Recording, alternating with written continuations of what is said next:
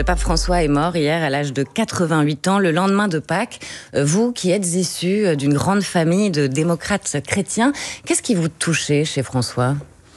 Bien, comme beaucoup de Françaises et de Français, croyants ou non croyants d'ailleurs, j'étais touché par son style, sa manière d'exercer ce sacerdoce, avec beaucoup de simplicité, avec beaucoup de proximité, avec une sorte d'invitation, comme il le disait, à la sainteté de la porte d'à côté, c'est-à-dire une église à hauteur d'homme, un pape à hauteur d'homme. Et ça, je crois que ça a touché beaucoup de monde et j'ai pu m'en apercevoir notamment lors de sa visite à Marseille il y a quelques mois. Il a rapproché l'église des fidèles, selon vous, en mettant l'église à hauteur d'homme ? Il a fait beaucoup de choses et je veux saluer évidemment son engagement au service de la planète, ce qu'il appelait la maison commune, son message de fraternité, mais aussi son ouverture, oui, de l'Église sur le monde, avec une proximité dans la manière d'exercer ses fonctions, mais aussi des décisions importantes qu'il a prises pour associer les laïcs à la vie de l'Église, pour confier à des femmes des postes à responsabilité dans l'Église, et plus généralement pour la rapprocher des grandes questions de notre époque. Emmanuel Macron vient d'annoncer, Jean-Noël Barrot, qu'il se rendrait donc aux obsèques du pape. Elles sont prévues sans doute cette fin de semaine, entre vendredi et dimanche. On doit apprendre aujourd'hui la date précise, le jour précis. C'est évident qu'un président doit se rendre, président de la République française, doit se rendre aux obsèques du pape ? C'est une bonne chose. Et moi-même, comme ministre des Affaires étrangères, j'ai également marqué ma disponibilité pour m'y rendre. Et vous serez informé en temps utile de la délégation française qui représentera notre pays lors de ces obsèques. Il y a une relation particulière entre l'Église de France et le Vatican. Nous avons célébré, il y a 3 mois, au Quai d'Orsay, dans mon ministère, le centenaire de l'accord de Poincaré-Ferretti, qui a donné son statut juridique à l'Église de France, quelques années après la loi de 1905, la loi de laïcité. Et donc, d'un point de vue même purement institutionnel, il est tout à fait naturel et il est tout à fait bon que la France soit représentée. Et c'était un pape très engagé politiquement, il ne se gênait pas pour faire la leçon parfois aux dirigeants du monde entier, notamment sur l'immigration. Son premier déplacement d'ailleurs hors de Rome a été pour l'île de Lampedusa, symbole de la crise des migrants. Il y avait dénoncé la mondialisation de l'indifférence. François, c'était l'accueil le plus large possible. Est-ce que c'est pas l'inverse de la politique macroniste ces dernières années? Plus de frontières, plus de contrôle? Non, je ne crois pas. Et d'ailleurs, l'accent qui a été mis par le pape François sur la Méditerranée, qui est déchirée par de nombreux conflits, par la crise des migrations, qui est intervenue au moment où il prenait ses fonctions, en 2015, avec la fuite de millions de Syriennes et de Syriens qui cherchaient refuge en Europe, eh bien, ça a été également au cœur de l'action internationale de la France, la Méditerranée. Et à bien des égards, même si chacun est dans son rôle... Oui, il ne prenait pas du tout la même chose que le président français. Le président de la République est dans son rôle, le pape lui-même est dans son rôle, mais cette attention très particulière sur la Méditerranée, où se jouent beaucoup des conflits qui ont une dimension mondiale, était en quelque sorte commune. Ça n'est pas antagoniste de se dire chrétien ou d'être chrétien et de vouloir refouler des migrants et de dire vous ne passerez pas la Méditerranée ? Mais je vous le redis, chacun est dans son rôle. Et vous me parliez tout à l'heure de la famille politique à laquelle j'appartiens, qui a été fondée au tournant du XXe siècle par des personnalités, qui étaient inspirées par leur foi, par le message de l'Évangile, mais qui ont toujours refusé de porter la religion en étendard et qui sont engagés dans la vie politique, poussés par des convictions fortes, mais qui, dans leur responsabilité politique,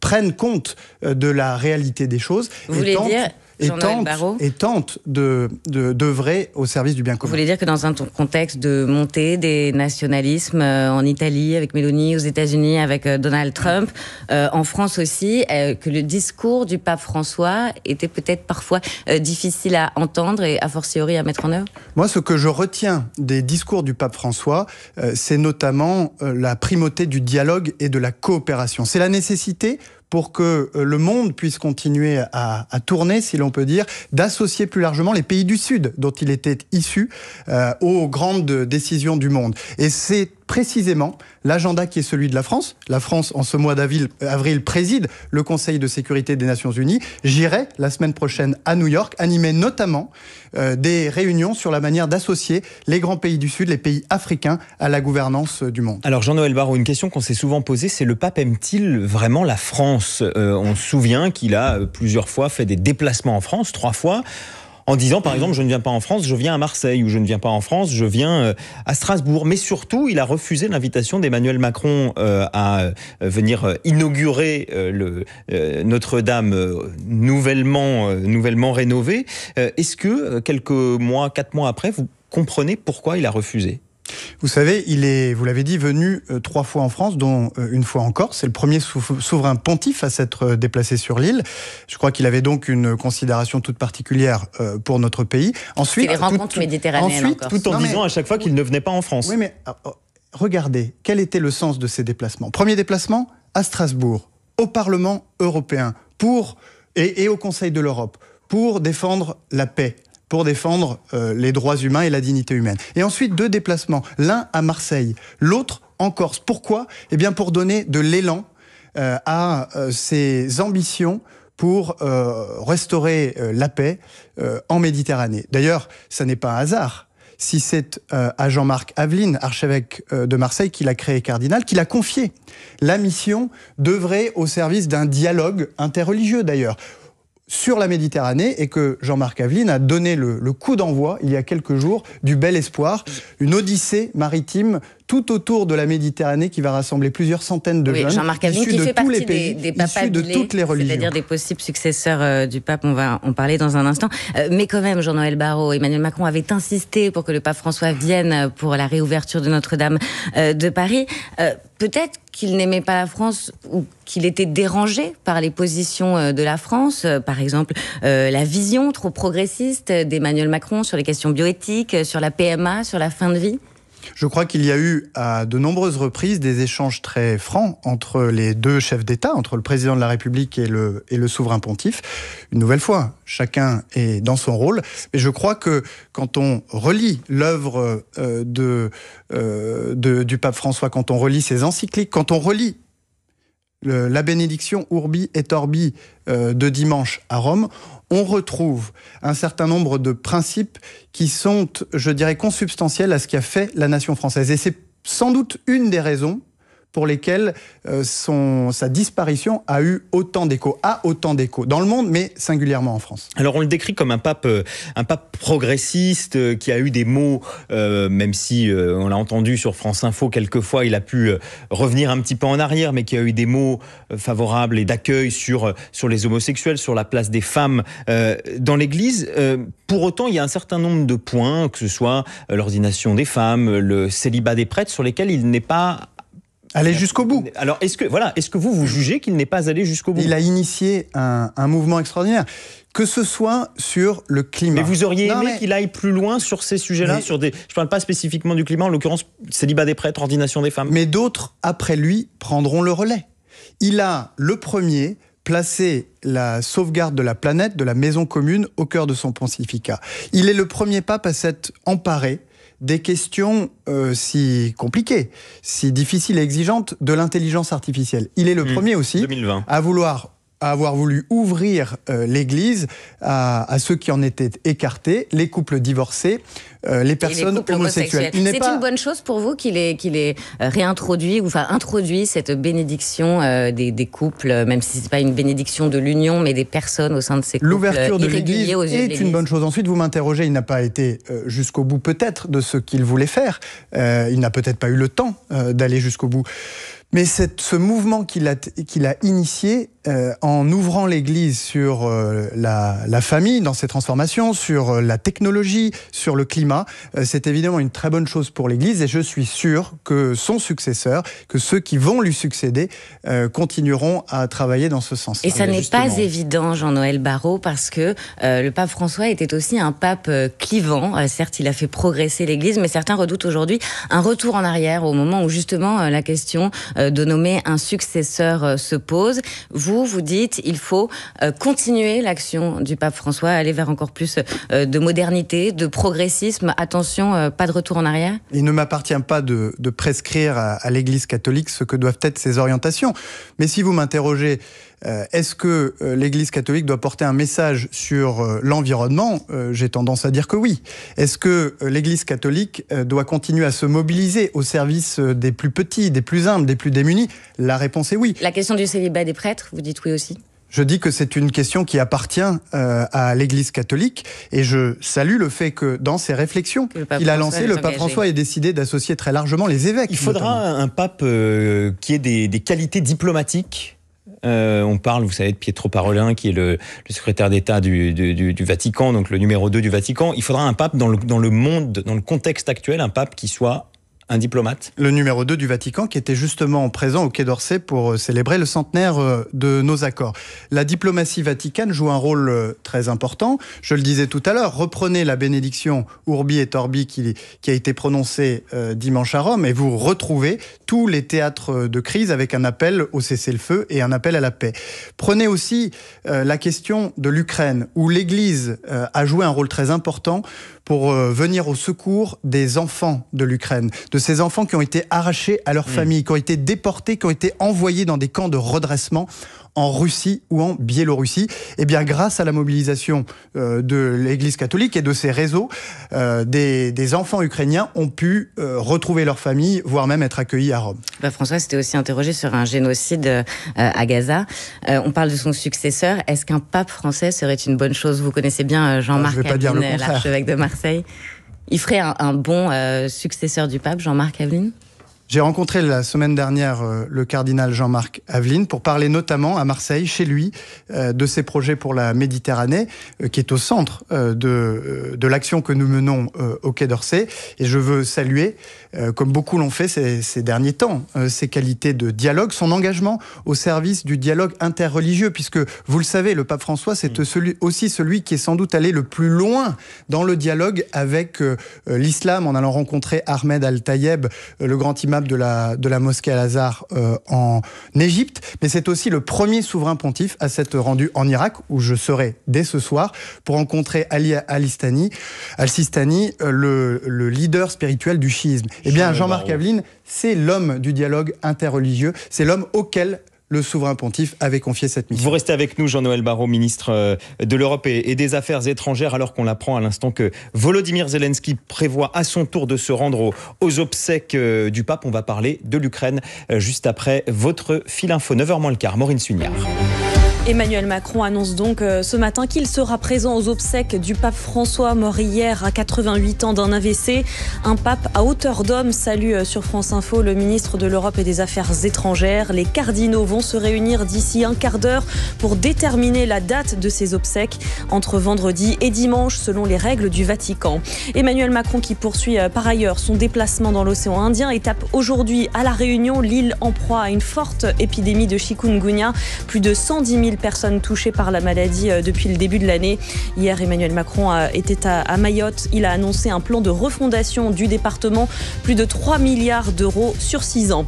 2 personnes interpellées en Isère la nuit dernière près d'une prison du département. Le ministre de la Justice annonce ce matin que ces personnes ont été surprises à proximité d'un établissement avec des jerrycans d'essence.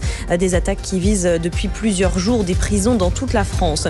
Et puis à 20h45, c'est un match en retard de la 29e journée de Ligue 1 qui est au programme. Le FC Nantes reçoit le Paris Saint-Germain. France Info. Le 8-30 France Info, Adrien Beck, Agathe Lambray. Et toujours avec Jean-Noël Barrot, ministre de l'Europe et des Affaires étrangères. Comme promis, nous parlons de l'Ukraine et Vladimir Poutine qui a annoncé hier que Moscou allait analyser la proposition de Volodymyr Zelensky de suspendre les frappes contre les infrastructures civiles, tout en sachant que la Russie a elle-même violé le cessez-le-feu qu'elle avait décrété. Est-ce que, à vos yeux, ce que dit Vladimir Poutine est porteur d'une forme d'espoir, ou est-ce que sa parole, finalement, n'a plus beaucoup de valeur ? Non, je crois que la trêve de Pâques qu'il a décrétée de manière un peu inattendue était une opération marketing, une opération séduction visant à éviter que le président Trump ne s'impatiente et ne s'énerve, si l'on peut dire. Ce que l'on constate néanmoins, c'est que malgré les très nombreuses, les centaines, milliers de violations qui ont été constatées par les Ukrainiens. Il y a une baisse d'intensité sur les drones et les missiles de longue portée. Mon collègue ukrainien me le confirmait hier soir au téléphone. C'est la raison pour laquelle Volodymyr Zelensky a réitéré pour la 10e fois sa proposition d'entrer dans un cessez-le-feu sans condition, d'une durée de 30 jours, permettant d'amorcer des négociations visant à une paix durable cette fois-ci. Mais justement, après avoir menacé de jeter l'éponge, Donald Trump a dit espérer un accord dans la semaine entre la Russie et l'Ukraine. Est-ce que vous avez des éléments en ce sens ? Écoutez, nous avons accueilli la semaine dernière, jeudi, des délégations ukrainiennes, américaines. C'est la première fois d'ailleurs que les Ukrainiens, les Américains, les Européens étaient autour de la même table. Et ça a été l'occasion d'exprimer aux Américains qui se placent dans une position aujourd'hui de médiateur, les attentes, les lignes rouges des Ukrainiens et des Européens. Ces discussions vont se poursuivre mercredi à Londres. On se demande si vous êtes vraiment retenu à la table des négociations, parce qu'après ces discussions, les États-Unis ont menacé de jeter l'éponge. Et aujourd'hui, Donald Trump dit qu'il s'attend à une trêve dans la semaine. Et quand je vous pose la question de savoir si vous avez les mêmes informations, vous ne me répondez pas. D'abord, oui, les Européens étaient effectivement à la table. Et c'était la première fois. Et c'était à Paris, ce qui est un succès diplomatique. Ensuite, est-ce que c'est une fin en soi d'être à la table des négociations ? La réponse est non. Le seul objectif qui nous préoccupe, le président de la République, le ministère des Affaires étrangères, c'est de défendre les intérêts des Français et la sécurité de l'Europe et de la France. C'est la raison pour laquelle, puisque les États-Unis aujourd'hui ont décidé de se placer dans une position de médiateur, eh bien que nous leur faisons entendre ce que sont nos lignes rouges, sur quoi nous ne céderons pas. Je me permets de reposer la question d'Agathe. Est-ce qu'aujourd'hui, vous avez des indications laissant penser qu'une trêve, qu'un accord pourrait être signé dans la semaine? Mais c'est à Vladimir Poutine qu'il faut poser la question, puisque ça fait plus d'un mois. C'est plutôt à Donald Trump. Ça fait plus d'un mois que les Ukrainiens, sur le fondement d'une proposition franco-britannique, ont proposé de manière unilatérale un cessez-le-feu en mer, dans les airs et sur les infrastructures énergétiques. Proposition qui a été accueillie par les Américains qui ont demandé aux Ukrainiens d'aller plus loin. Cessez-le-feu général de 30 jours. Proposition que les Ukrainiens, avec beaucoup de courage et dans un esprit de compromis, ont accepté. C'est maintenant à Vladimir Poutine d'accepter le même principe. Jean-Noël Barrot, vous entamez demain une tournée au Moyen-Orient pour échanger, notamment avant la conférence de l'ONU en juin, conférence lors de laquelle la France pourrait reconnaître un État palestinien. Cette reconnaissance est toujours au conditionnel ?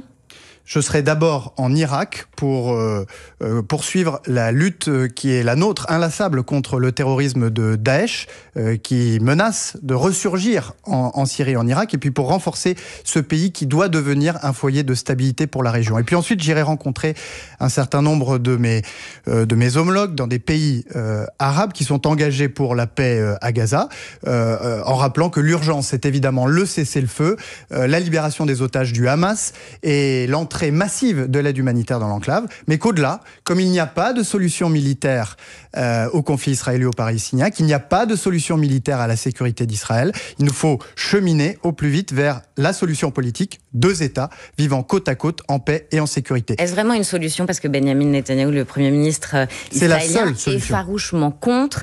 Il dit, imaginez un État palestinien établi à quelques minutes de villes israéliennes, ça deviendrait un bastion du terrorisme iranien.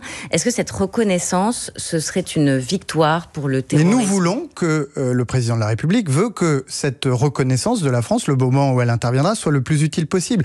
Et c'est-à-dire qu'elle permette de créer les conditions pour qu'un tel État puisse advenir. C'est-à-dire le désarmement et le règlement de la question du Hamas, c'est-à-dire les réformes indispensables de l'autorité palestinienne, la déradicalisation de la Palestine, et puis aussi l'implication des pays de la région pour la reconstruction de Gaza en matière de financement notamment. Et c'est alors c'est alors que la France pourrait prendre sa décision, accompagner d'autres pays qui veulent eux aussi que leur décision puisse avoir un impact concret, et que dans l'autre sens, des pays musulmans qui aujourd'hui n'ont pas de relation avec Israël puissent le faire. L'Arabie Saoudite, c'est un objectif que l'Arabie Saoudite normalise ses relations avec Israël et reconnaisse Israël? C'est évidemment un objectif pour la sécurité et la paix dans la région. Et plus généralement, que tous les pays de la région autour et avec Israël acceptent d'entrer dans ce qu'on appelle, dans le jargon diplomatique, une architecture de sécurité, comme nous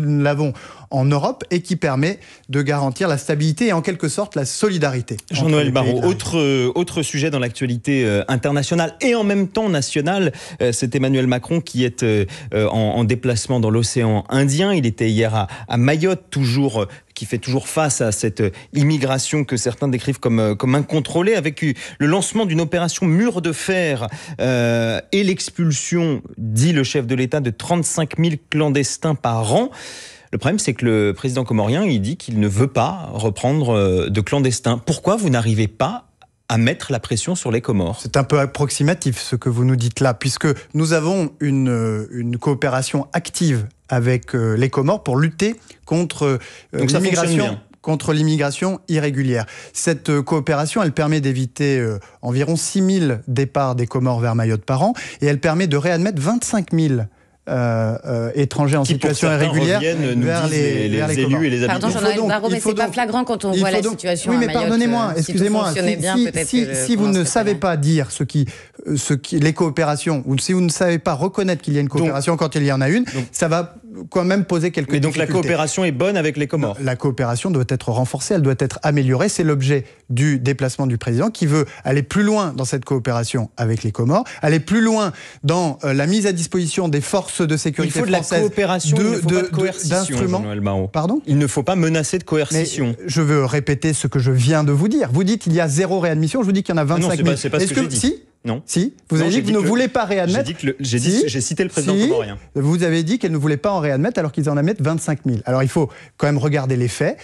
25 000, ça n'est pas suffisant. Nous voulons aller au-delà, et cela passe par des investissements à Mayotte et des investissements aux Comores pour mettre fin à cette situation qui fragilise considérablement Mayotte et sur lesquels les Mahorais attendent des réponses très concrètes. Vous pensez à quoi comme investissement aux Comores ? Ce sont des radars, ce sont des moyens pour éviter les départs et pour faciliter les retours. Au Rassemblement national, on s'interroge sur la pertinence de ces investissements. On propose plutôt de suspendre l'aide au développement. Vous y avez pensé ? L'aide au développement, elle permet notamment de renforcer la lutte contre l'immigration irrégulière au départ des Comores. Voyez ? Et donc, je crois que si nous nous privions de ces outils-là, eh bien nous obtiendrons des résultats bien moindres au service des Mahorais et des Mahorais. Donc si on suit votre logique, il faudrait davantage d'aide au développement pour empêcher davantage de départs? Pas nécessairement. On peut, et on travaille. On travaille en continu. Vous voyez, on travaille en continu. C'est mon ministère qui a la charge de l'aide publique au développement, à réallouer en permanence l'aide publique au développement au service de cette coopération en matière d'immigration irrégulière. Alors que Donald Trump, un autre sujet, a déclaré la guerre commerciale aux Européens, de grands patrons français ont jugé pertinent de critiquer, alors non pas les États-Unis, mais l'Union européenne et sa bureaucratie ces derniers jours. Est-ce que c'est irresponsable comme comportement ? Est-ce qu'il y a trop de complexité, trop de bureaucratie dans les processus européens ? La réponse est oui. C'est la raison pour laquelle nous avons beaucoup poussé depuis 1 an avec l'Allemagne pour que la Commission européenne se dote d'un agenda très résolu, très radical de débureaucratisation. Elle a commencé à présenter un certain nombre de textes, de lois européennes que nous accueillons favorablement, mais nous voulons qu'elle aille plus loin. Je vous interroge sur les patrons, Jean-Noël Barrot. Mais moi, je vous réponds sur les patrons. Alors, vous ne trouvez pas qu'ils sont un peu ingrats ? Ils ont profité aussi avec la Commission européenne. Mais attendez, excusez-moi, vous avez vu le monde dans lequel on entre, où il va falloir être 10 fois plus compétitif si nous voulons défendre nos intérêts commerciaux et industriels. Nous ne pouvons pas continuer d'accepter qu'une chape de plomb entrave la capacité des entreprises, des entrepreneurs, des patrons français et européens à innover, à se développer, parce que, en quelque sorte, cette capacité à créer de la richesse et à innover, c'est notre muscle. Et nous en avons bien besoin dans la guerre qui s'annonce. Et d'un mot, Jean-Noël Barrot, il y a eu aussi l'appel d'Emmanuel Macron aux patrons à suspendre les investissements aux États-Unis, le temps d'y voir plus clair, etc. La plupart des patrons, ils ont répondu non. Et LVMH, par exemple, annonce qu'ils envisagent de produire davantage aux États-Unis. Le président est lâché par les patrons ? Une nouvelle fois, pardon de vous reprendre légèrement, mais vous dites que la plupart des patrons ont dit non. Interrogez les patrons véritablement et vous verrez que beaucoup s'inquiètent du caractère erratique de la politique économique qui est menée. Exactement le même sujet. L'incertitude et la demande du président de ne pas investir n'est pas exactement le même sujet. C'est exactement la même chose. Et vous voyez beaucoup de patrons français qui envisageaient des investissements aux États-Unis et qui sont aujourd'hui en train de reconsidérer ces décisions parce qu'ils se disent qu'ils ne savent pas à quelle sauce ils vont être mangés. En tout cas, vous les appelez pas au patriotisme comme votre collègue Éric Lombard, par exemple, ou comme vous dites que vous êtes d'accord avec eux sur l'Europe. J'appelle chacun au patriotisme, ça fait partie de ma mission. Et dans le monde dans lequel nous entrons, nous avons besoin d'une France forte, d'une Europe forte, si nous voulons défendre ce que nous sommes dans un monde qui sera beaucoup plus dur et beaucoup plus brutal. Merci à vous, Jean-Noël Barrot, ministre de l'Europe et des Affaires étrangères, d'avoir été l'invité du 8h30 France Info ce matin. Merci. Agathe Lambray, dans 5 minutes, on se retrouve avec Renaud Dely pour les informer.